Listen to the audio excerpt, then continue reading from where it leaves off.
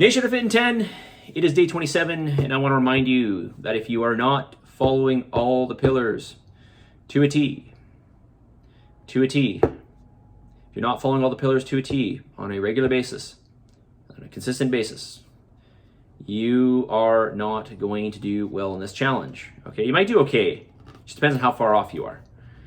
Now, I don't expect you to be perfect, but I want you to be, of course, as disciplined. I don't really like to use the word disciplined. Let's be more specific here because that doesn't really describe things that well in my opinion.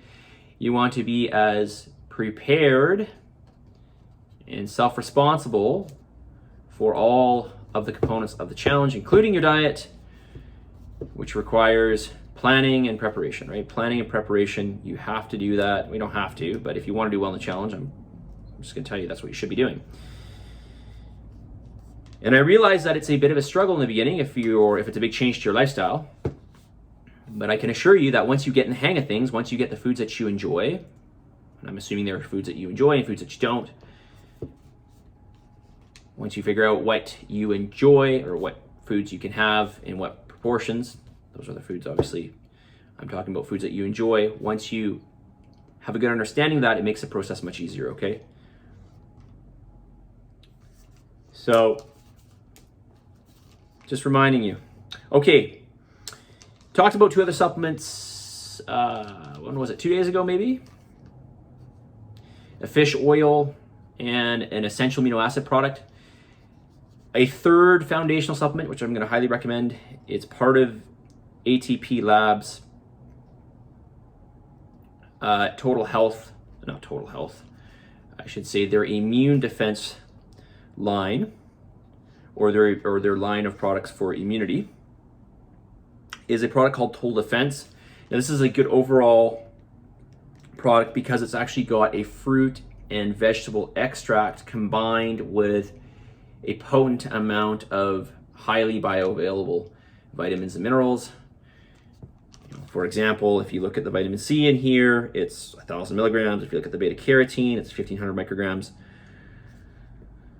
If you look at the zinc, it's 25 milligrams. So this is a really, really good supplement in terms of potency. You know, if we're talking about the bioavailability, you got things like magnesium, biglycinate.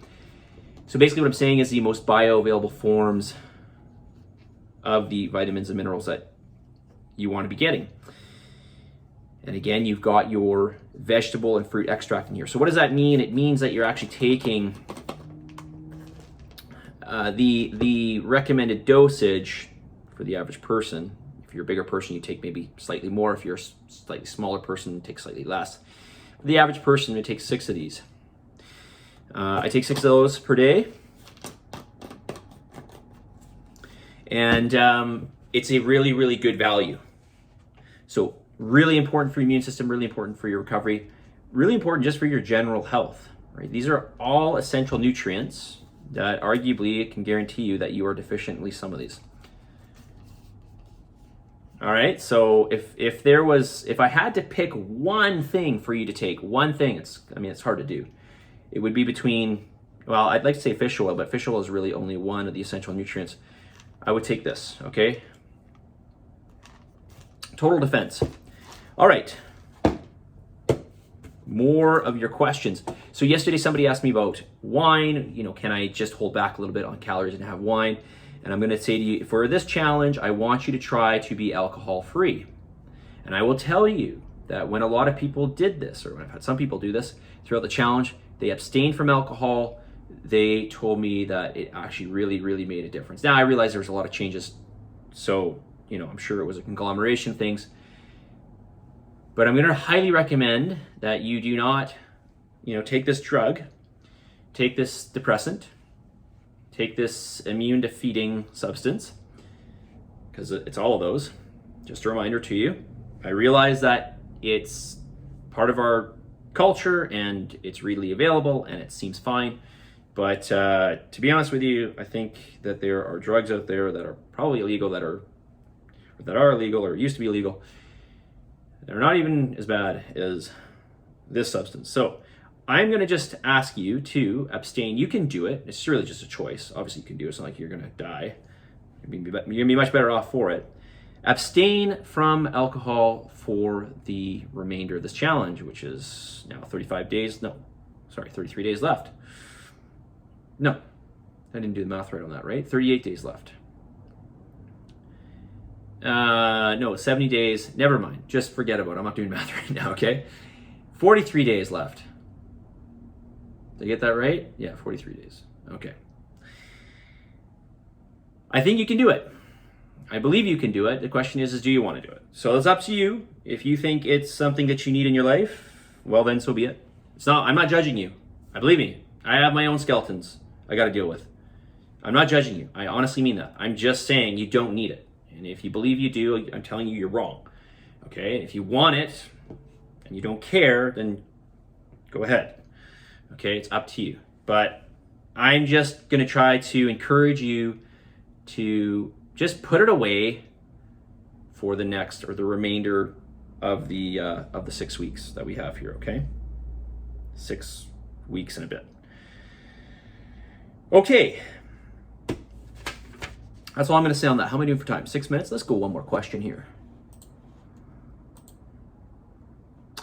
One more question.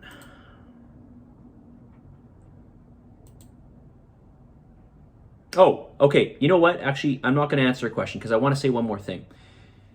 When you come in for your scans, the thing that will affect your scan the highest or the thing that's going to have the biggest negative effect on your scan is actually going to be training. Yeah, believe it or not, it's going to be training. So because training really induces glycogen depletion, which makes your muscle mass look lower, and it skews the algorithm to make your body fat look a little higher, which is one reason why they recommend that you don't train the day before. Now, I realize we can't totally control this because, so it's just something to consider. And believe me, I've tested this, and it's actually really interesting because if you look on your scan sheet, if you happen to come in, let's just say you do a scan after a leg day, and just look at the muscle mass in your legs, okay? Because it'll say it at the near the bottom. And then, come in for a scan after an upper body day. So you haven't touched your legs for, at least a day, probably 2 days. And then look at your muscle mass in your legs. And then also look at the muscle mass in your upper body. Okay, your muscle mass in your legs will show higher because you didn't train them, and the muscle mass in your upper body will show lower. That's just glycogen. That's just water in the muscle. That's just what happens when you train. You're depleting the sugar from the muscle. When you train that area, whatever area you're training, you're depleting the glycogen from that area, and the glycogen takes time. It takes time for that water to build back up again in the muscle. Okay, so just keep in mind that if you happen to train before your next scan, the day before that is, it's going to have a bit of a negative effect on the scan. Everything else potentially can, the alcohol and caffeine and all of that and food. But I've done all of that. I've tested everything, and the thing that makes the biggest difference out of all, by far, is working out.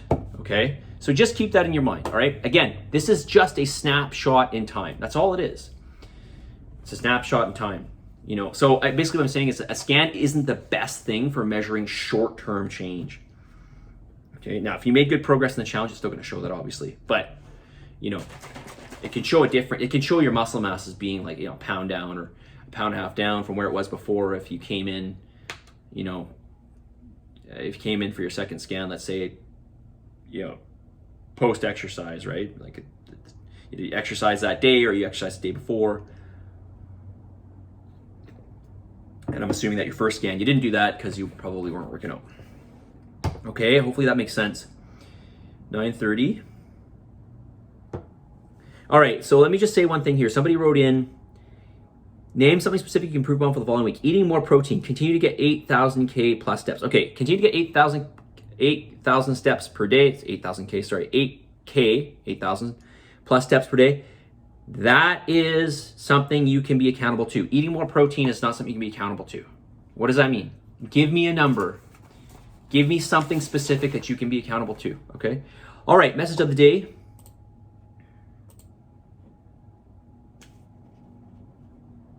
I didn't plan this out, I swear to God. Personal responsibility is the key to solve your problems.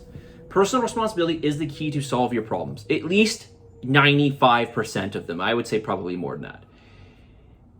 Now, that's not to say there's other factors that are coming into your life, challenge or not, that are hindering you in whatever you're trying to achieve or goals you're working on or whatever it is. But ask yourself how you could change it. How could you change it? How could you change it? How could you make the situation better? Is there anything you could have done to make the situation better? Is there anything you can do going forward to make the situation better for yourself? Whatever it may be, challenge or not. Personal responsibility.